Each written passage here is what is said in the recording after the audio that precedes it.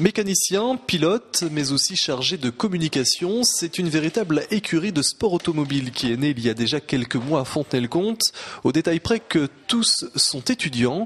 Avec cette monoplace Formule Campus, le lycée Rabelais souhaite fédérer différentes filières de formation, de l'enseignement général aux filières professionnelles en passant par les formations supérieures, autour d'un projet commun.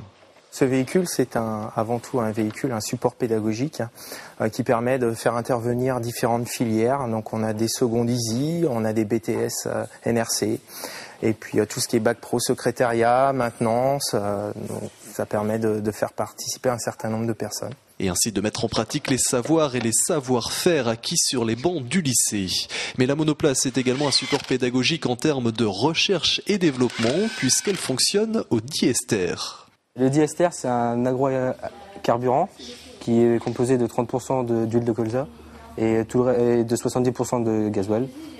Ça sent un peu l'huile de friture, mais ça roule pareil. Car rouler, c'est évidemment l'une des finalités du projet. Et le volant, ce n'est pas qu'une histoire d'homme. Karen n'a pas encore son permis de conduire et pourtant elle fait partie des 3 pilotes titulaires. Je me suis engagée dans ce projet tout d'abord pour découvrir le sport automobile et parce que j'avais envie de tester de nouvelles expériences. Et l'expérience en question, c'est le challenge des lycées dans la course, organisé par la Fédération française des sports automobiles. Ce challenge est un championnat dans lequel s'est engagé le Team Rabelais.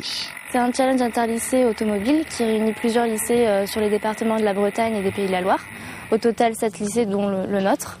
Généralement, ce sont des lycées qui ont des spécialités dans l'automobile, sauf que nous sommes un des premiers lycées qui ne sont pas du tout spécialisés dans ce milieu-là.